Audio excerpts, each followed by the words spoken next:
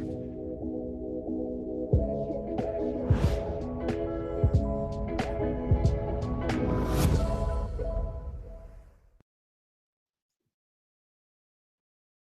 everybody. My name is Linda Jacobson. I am a senior writer for the 74, an education news site.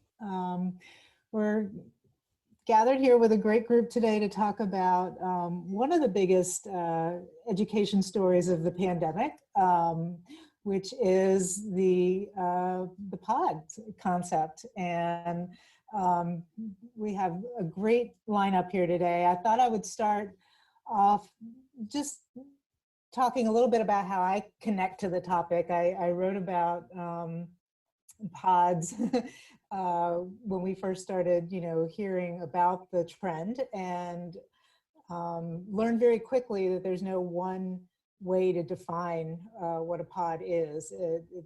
It's as diverse as each family and school out there around the country. So I noticed today some polling data that showed up in my email that 35% of families said that they are participating in pods, and that 18% were looking to participate in one. So, we don't know more about who those people are, but it's maybe higher numbers than what we thought. So I want to introduce our panel. We have quite a diverse group here today. We have Chris Bennett, who is CEO of Wonder School. And I'm going to introduce everybody, and then they will tell you a little bit more about how their work connects to this idea of pods. We have Debbie Medley from Tulsa Public Schools, where she's the Director of Expanded Learning. We have Mike Tang, CEO of Swing Education, which works with substitute teachers and matches them to schools and families now. We have Stacy Wang, the CEO of the San Francisco Education Fund, which was one of the first to jump on this from sort of a city level around the country, and I think a lot have learned from her.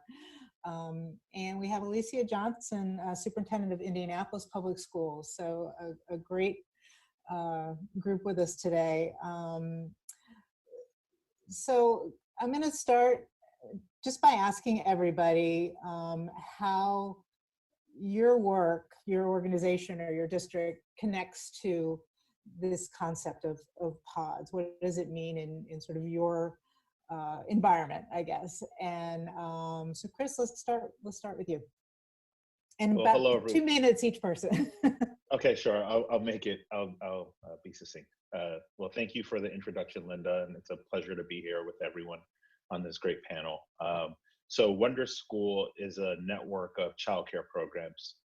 So we've been around for 4 years. We help people start childcare programs out of their homes.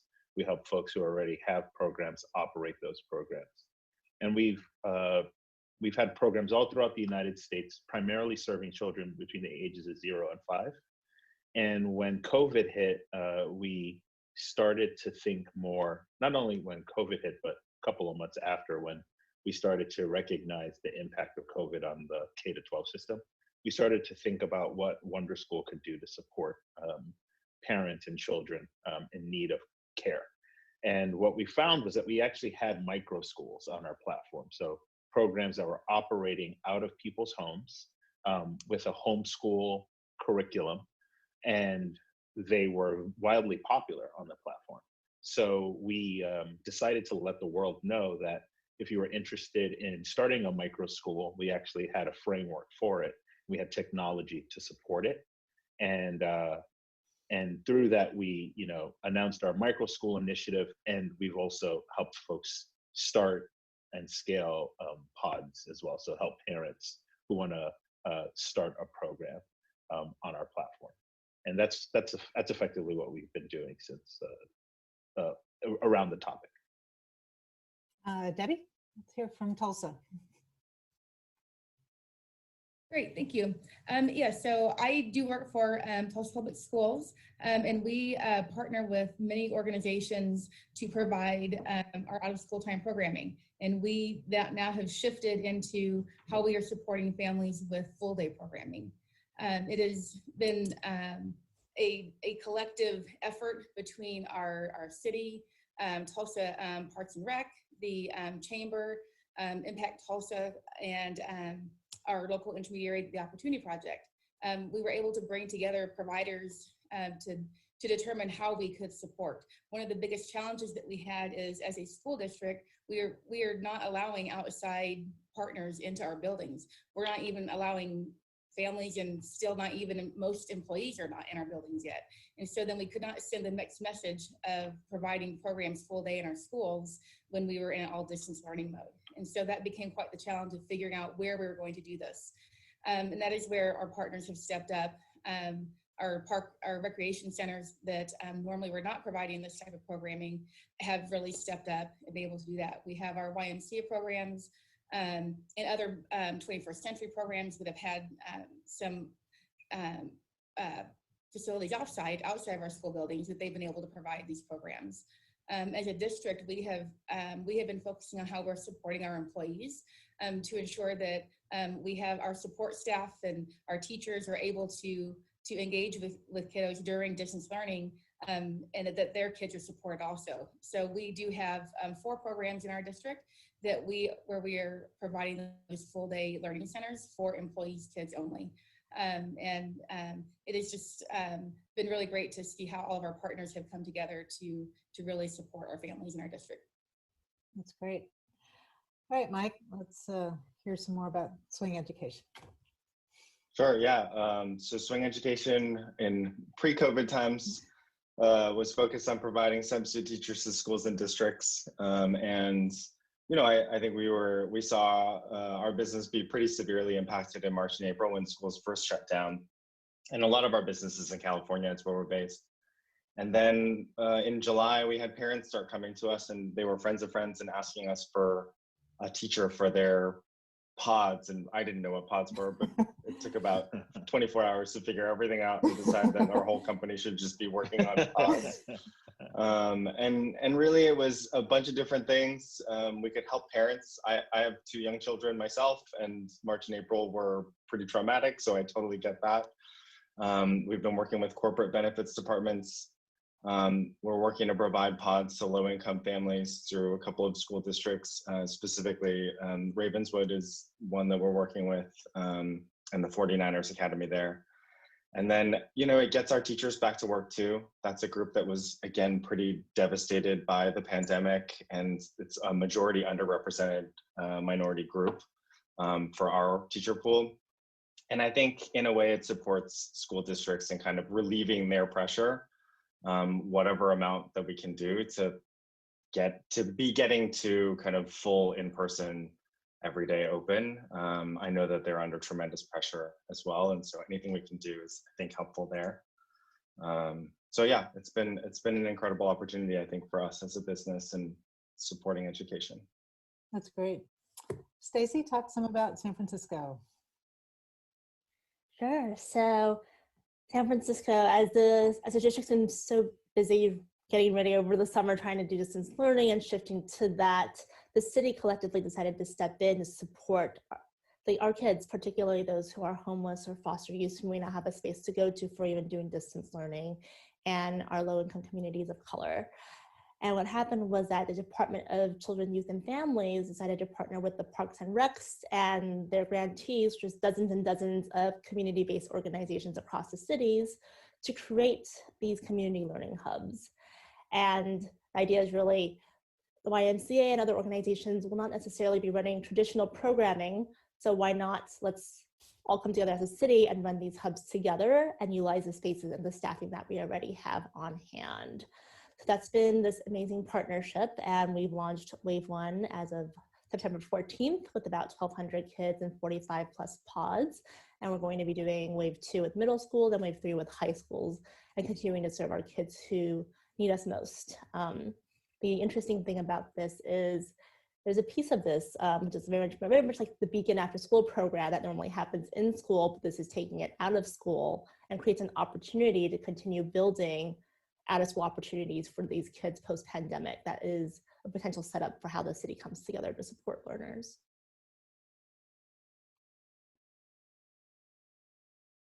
Linda, you're on mute. Superintendent Johnson, I am back. Tell us a little bit what's going on in Indianapolis and how pods look there. Sure. So I think, as many folks have talked about, as I lead Indianapolis Public Schools, a very large school district in the state of Indiana, we were forced with trying to sort of do all things for all, continue food services for our students. We were not a one-to-one district at the time that we were closed for the pandemic, and so had to very quickly invest in technology to do so. And so really at every turn, it was trying to figure out how to best serve our families. In a lot of the media I was seeing as this idea of pods was popping up was really about families who had the resources to do so. That's not the makeup of the district primarily that I serve. And so the question became, how do we create some of those same experiences with an explicit intent towards serving our kids who most need us? And so we sort of worked in two parallel paths. We, as a school district, built out learning hubs for our students, specifically who were receiving services because of homelessness or being in the foster system. So that was where our priority was. And as a district, we built out hubs to serve those students actually across two of our elementary schools, a middle school, and a high school. But then we also had partnerships with other existing partners to the district to launch learning sites in their facilities as well. And so some of our sort of traditional partners like the YMCA, Big Brothers Big Sisters, and then some other partners, churches and others who had spaces and a willingness to take part. We were assisted by one of our existing partners, the Mind Trust, who was able to get some funding available to those organizations so they were able to launch. So we've been excited about it and about the intent that we were able to provide that service to our families who most needed it. That's great.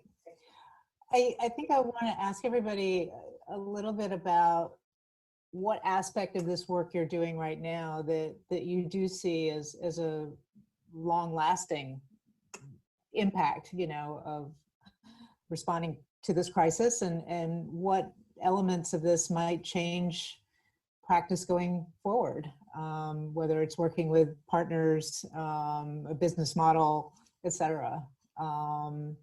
So Chris, why don't we start with you? Sure. So, we primarily work with individuals, teachers or parents who are starting a childcare program, whether that's for children under 5 and now for children over the age of 5. And for children over the age of 5, we work with folks who are supporting distance learning or who want to deliver their own curriculum. And what we would expect is that there's going to be, from a percentage standpoint, likely a low percentage standpoint, but from an absolute number standpoint, likely large increase in homeschooling, in the adoption of micro schools. And we, want to be we want to support teachers and parents who are looking to start and operate these programs in the long run.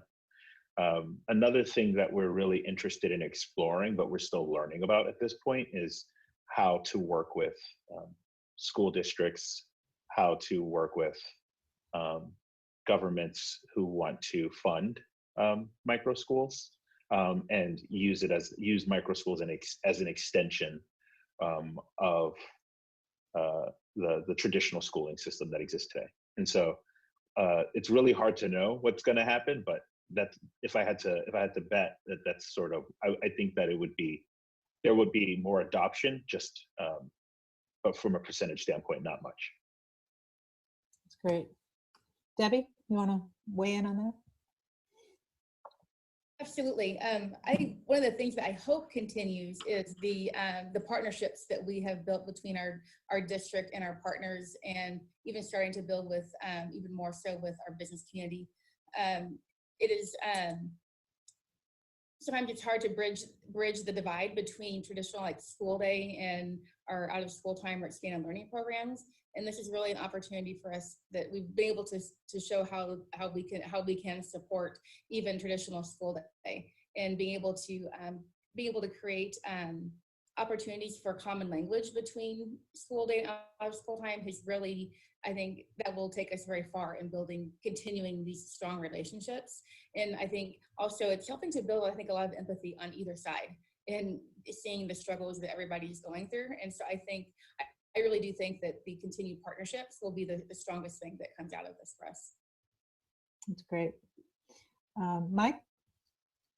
Yeah, I think for us, it's a lot about, I've been in education now for 10 years, 5 with swing and 5 before that. And gains are really hard to come by in education, and I think the thing that stands out the most about what we've been working on with swing and pods is making sure that there isn't something lost in those gains, that there's not as much, like preventing as much of a slip as we can. And that involves keeping teachers working as much as possible.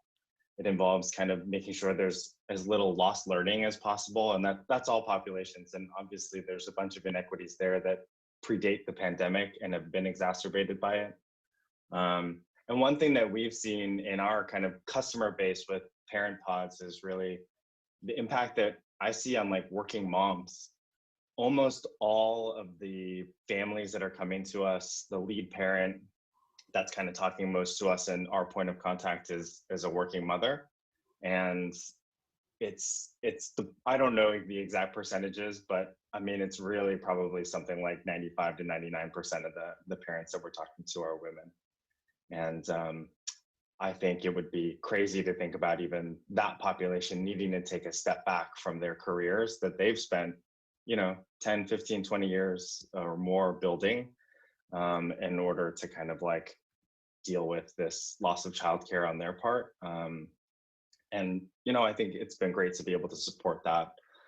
So hopefully those things will just have a long-lasting impact. And I think as far as our business goes, I think, to Debbie's point, the partnerships that we've built with our customers and districts, some of the corporate partnerships, I hope they'll be able to continue in some way and that those relationships are deepened. Yeah, that's great. I think you raise an interesting point about, the conversation around equity has obviously focused on, students, but right. Like you said, the teachers that needed to get back to work, the family, the parents that needed to get back to work, and that this has filled a need, for those employees as well. Right. So Stacy, talk a little bit maybe about certainly the first question as far as what aspect of this work you see continuing, but then also a little bit about the staff in some of these sites that you're working with, and how has having these hubs allowed them to sort of recover during this time as well. Yeah, of course. So regarding the first question, I think it's the potential of this is what it could look like when a whole city or community comes together to support one shared goal. I've always wondered, being in education, I was like, what if all of us were working towards getting every child on like literacy level of 3rd grade? If everybody worked towards that, would we actually get there? I don't know. But there's an interesting opportunity here of saying, between the district, the Department of Children and Youth and Families, the mayor's office, the health department, all these CBOs and parks and rec, everybody's working towards ensuring that we don't have the COVID slide learning loss for our kids who are the most impacted by COVID. So I'm curious how this might continue after, can we come up with shared goals and then reconfigure as a city around those goals to support our kids in a way that is holistic, like Debbie said, to blur the line between classroom time versus after school time, but really just be like, for kids, this is just their life. And how do we all show up in ways that help and reinforce the learning in productive ways? So that's what I'm really hoping is the legacy outcome of all of this, of why wouldn't we keep hundreds of hubs if there's some way of doing that available for kids after school indefinitely? Right. Lots to figure out there, but in terms of the possibility, I think it's just so rich. Yeah. For your second question about the staff, it has been interesting because a lot of the CBOs, when the pandemic first happened and without knowing what was going to happen with schools, had either let go of staff or not be able to hire staff and didn't know what they were going to be doing for the school year. And actually with this repurposing of the grants from DCYF, dozens of CBOs across San Francisco have been able to hire back staff and bring them back to run these learning hubs instead, or support in some other distance learning way to support enrichment time if they're not actually physically in the space. So it's actually created opportunities to maintain jobs for nonprofits and keep nonprofits afloat at a time when many nonprofits are going out of business because of the funding decrease during the pandemic. Right, right. And Alicia, tell us a little bit about what you see the impact of this on your district going forward. Yeah, I think I would echo what Debbie talked about, particularly that point around common language, that there's a lot of power in the connection between your out-of-school learning partners in the school district. Something as, sort of technical, which what we did with our partners is like, here's our e-learning platform, and like, here's how kids get on their devices, and here are the platforms they're getting on, and them being empowered to actually have that information and know how to talk that same language as our kids and families made a tremendous difference in that overall experience. And so I think just the ability to kind of continue to build synergy is something that I believe will come out of this time that I'm really excited about. And again, that blurring of the full learning experience, both in the classroom and outside, and those two things, to Stacey's point, really coming together to be about how we're, supporting and serving our kids, sort of, period. I want you guys to, and whoever wants to jump in first for this is fine, but take us inside a pod a little bit. Talk about, what does the day look like? What is the, what's the typical size? What, are they spending a lot of time outside? How do they sort of blend the Zoom classes with, other sort of non-screen time, just whoever wants to grab that one and give us a little inside view.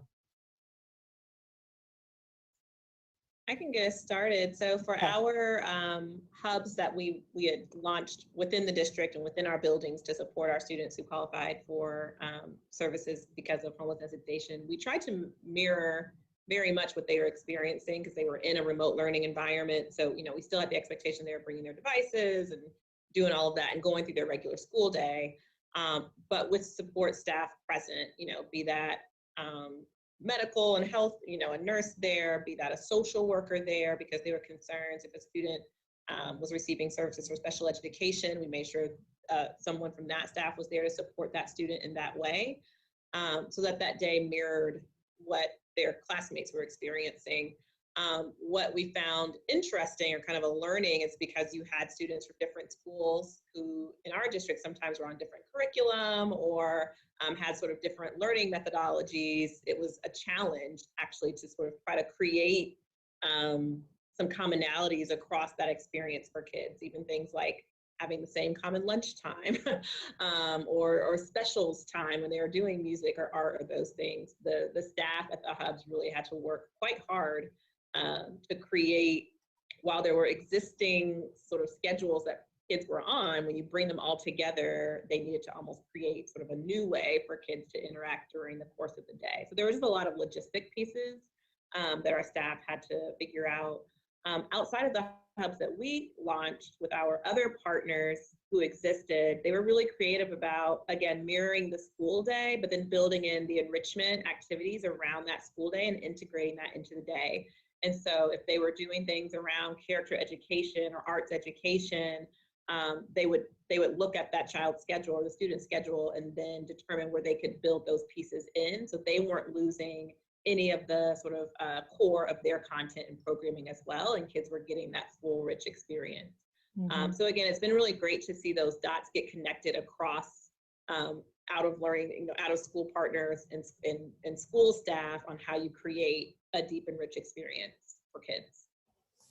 Chris, talk a little bit to us about some of the pods and micro schools, the that have signed up, you know, with Wonder School. What's some of the varieties you've seen as far as their approaches?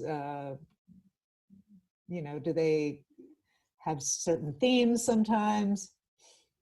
Yeah, there's a wide diversity. So when you asked the question, I thought, how interesting. Like there isn't, you know, much of a pattern that I see. So I can just tell you about different types of programs we're seeing get created. One of the ones that stands out the most is the outdoor programs, so outdoor micro schools. So we're seeing teachers who were either in the K-12 system or preschool teachers start outdoor programs. We're seeing this in all throughout California, and they're doing it in parks. And it can be a full day affair, or it can be something that's more towards the end of the day, something around like 1 to 4 or 5 p.m. So we're seeing those types of programs.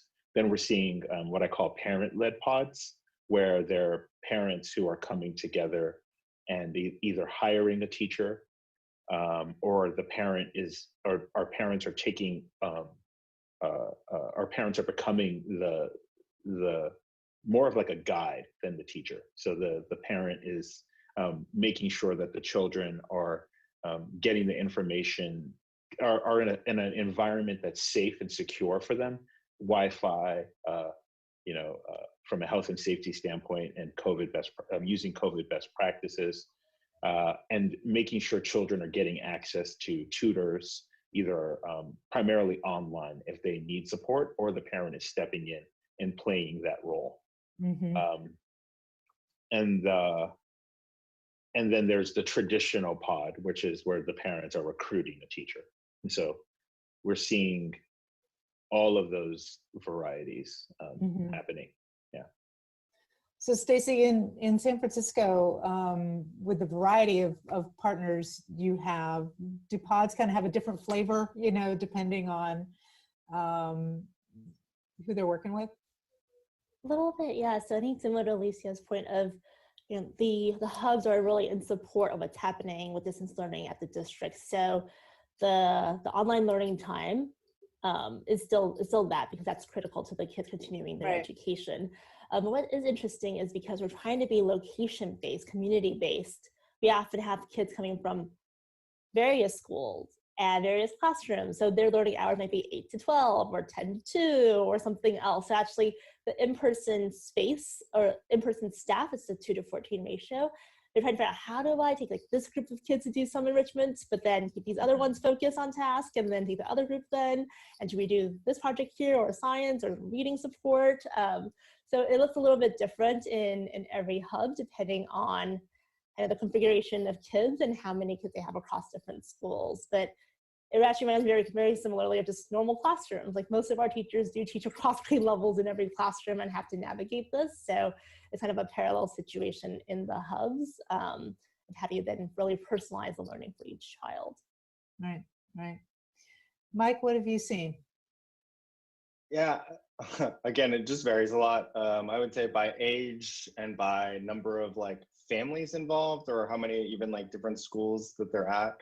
Because almost to, you know, everyone else's point, like it really just starts with how do you support their existing kind of school learning and distance learning and build a schedule around that. I mean, we've seen some kids that come to us and you know, it's like 9 to 12, that's their like distance learning time. That's what they're focused on. And then our teachers built in some extra kind of academic enrichment, outdoor time, maybe it's homework help. Maybe it looks more like tutoring, but again, it all kind of depends on the age, how independent the kids are, what the parents think those kids need. But about half of our pods are, call it like one family. And so it's just siblings.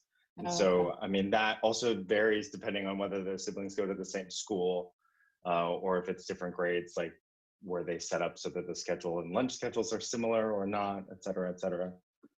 So it is all pretty like bespoke. And Debbie, what are you seeing there in Tulsa? So everything that everyone else has said, say one of the conversations that we actually had earlier today was, typically when we're building out our groups, and we have 9 in a group, is, trying to keep, maybe pre-K, kinder, first together, and then the older grades together. And today we just had some wonderings around, well, if we have 9 kids in a group, what if 5 of them were 3rd, 4th, and 5th grade? And then the other 4 were the younger grades. Because the challenge that we're having is our pre-K kindergartners they struggle more with getting onto the platform, and they're not type or be able to, to read. So they do need more one-on-one support. So if we're able to maybe have more mixed age groups, then maybe the older kids are able to support their learning to at least get started, and then the adults can then help those younger kiddos. So just some things that we were thinking about how we can maybe do things a little differently to be able to make sure all kids are supported. What do you guys see as some of the issues related to pods when schools do open more fully?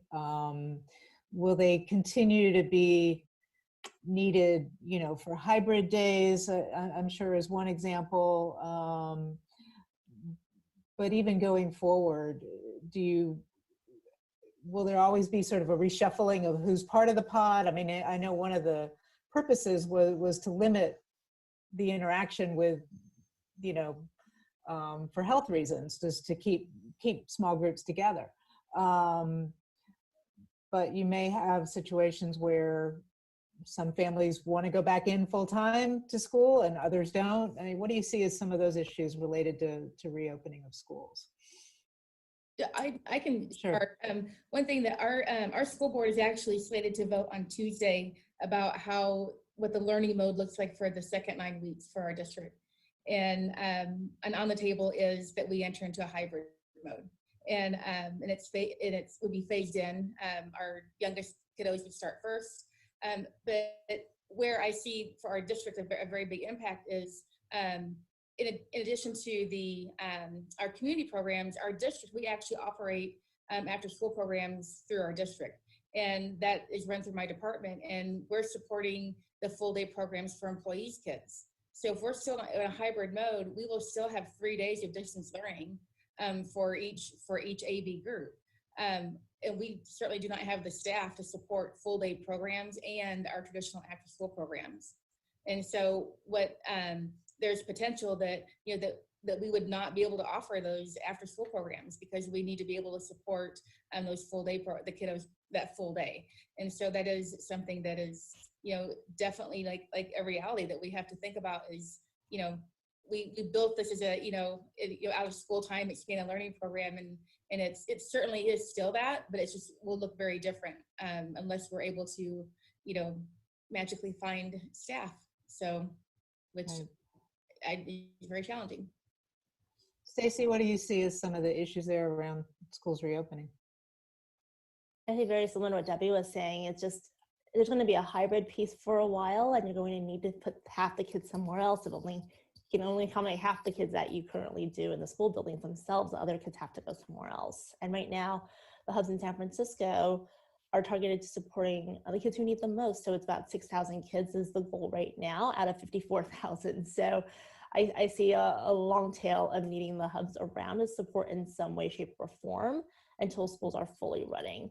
And back to Mike's point earlier of working parents too, there's just this need, even if schools do reopen, but if parents are still not able to safely go to work and they also have to manage childcare and all these things, we still need the hubs to provide kind of a social net for working parents to support that until we can get back to a fully operationalized, normal pre-COVID life, I guess, of where you have sufficient childcare so parents can actually work full time. Right. Anybody else want to? I would, I mean, as far as schools going back to reopening either hybrid or full time, I mean, to Debbie and Stacey's point, hybrid means half the kids are there, but actually you have just as many, if not more, adults. And those are the conversations we've been having with school districts, because that's kind of what we do to help them is with extra staff, extra adults, making sure that school districts are taken care of in that way. And I think we've been having a lot of those conversations. We've had parents cancel or tell us that they're going to cancel their pod because their school districts are going back in person. And I think we've seen, because we're operational in 7 states, a very, very large gap in terms of like how school districts in different states and counties are thinking about COVID and what opening safely might mean, what their policies are going to be in terms of like, do they close if there is a case, if there's 2 cases, if there's 3 cases, et cetera. Right. Right. And so, I don't know, I think all of it is just kind of day by day, case by case. One of my board members very directly told me that I know very little about what's going to happen. But I think more his point was that nobody really does. I think I was trying to make the point that I do a lot of reading. I don't know what my point was, but it got thrown back in my face that I don't know anything, and you know, he's right. Nobody can predict the future. Yeah. So. Yes. Well, I'm curious, you know, you mentioned about, you know, cases and stuff. Has anybody in any of your sites, you know, had a situation where a pod has had to shut down, you know, because of a case of COVID-19? I mean, or have they protected, you know, families and the teachers and the children, you know, which is obviously the goal? Each of our pods have different, each of our pods have different health standards. We haven't had pods or programs close, similar to what Mike was saying, but what we, you know, we're constantly seeing parents keep their children home if they feel like there's any sign of sickness within the family or for the child. And so, and I think that there's just a sort of like a collective effort across the US to be mindful about that. At least that's what we're seeing within the Wonder School platform. But no, we haven't seen any programs close due to COVID. We also, go ahead. Oh, I was just gonna say, we also didn't have any programs closed. We did have a staff member at one site with a positive case, and so had to, you know, execute all of our contact tracing protocols, isolation, quarantining protocols. And that is the one thing I would note, particularly for school districts who are looking to think about this work, is just ensuring you have all of those protocols in place, and you sort of made sure, you know, you have sites with all the necessary PPE, that people have been trained in what the protocols are, that you've communicated those things, and everyone's on the same page about what those expectations are. Because we had already done that, you know, the principals and leaders of our buildings, we'd already gotten the PPE in. I felt much more secure about offering the hubs in our buildings. I knew we had processes we were ready to execute on, as well as information we could give our partners about, you know, here are those processes and here's the conversations we've had with the health department. Like, all of that was already teased out before we really even started designing and launching the hubs. And that was a really important point, both for staff, for families, and then for my, you know, my own peace of mind and moving forward with this idea. Can I just say, I mean, Sure. and like Alicia, that sounds pretty incredible. And honestly, because like it's inevitable. I mean, like Chris and I are here saying that we didn't have any cases, and I am happy about that, right? But like, I don't think it would be my fault if something happened. I think it's our responsibility to, like Alicia, like prevent it from spreading. Like, that's all of our responsibility collectively. But let's say you lived in a house and the color of it was white, and you were tested every single day, and everyone around you was tested every single day, you could still get it.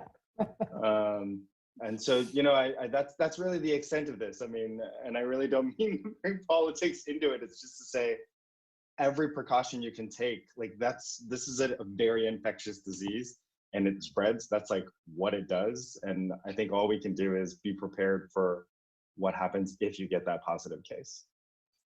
So we've got about 3 or 4 minutes left, and just wanted to ask, you know, any last minute words or lessons learned that you want to share with people watching, maybe that you think, you know, those districts or those organizations that see a need in their community, and you know, how pods might meet that need. Debbie, you want to start? Well, I guess just, I'm not sure if this is like lessons learned, but it's just knowing that the relationships that we have with our partner organizations, has been so critical in making this happen. As a school district, we could not do this alone. And I would say even our community organizations would not have been able to do it. They could have done it, but I think the partnership with our district has really helped propel them and put them in a position to support families in a way that they wouldn't have been able to before. So I guess I just urge everybody, relationships are hard in a normal year, let alone a pandemic year. But that has just been really, I would say, very critical to us being able to do this. Stacy, any last words you want to leave with people? Yeah, I think there's a piece of this that everybody's touched on around, like, ultimately the goal of these pods is to keep kids safe and to keep them learning, and to keep being kind of a priority as usual with schools and what we do for children. I also think there's another interesting piece of this of what does it mean to keep this like rapid cycle learning and communication and all of this going? So for example, all the CBOs connect on a massive Zoom twice a week right now and talk about what they're learning and changing practices and talking with Department of Health and like, what do we learn this week? Should we do differently with PPE?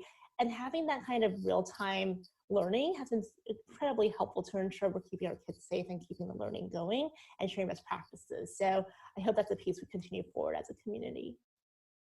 Well, I know I've interviewed researchers who would love to research pods and haven't quite found the opportunity yet. But that's something I know I'll be watching for, if there's a way to, pull those lessons out,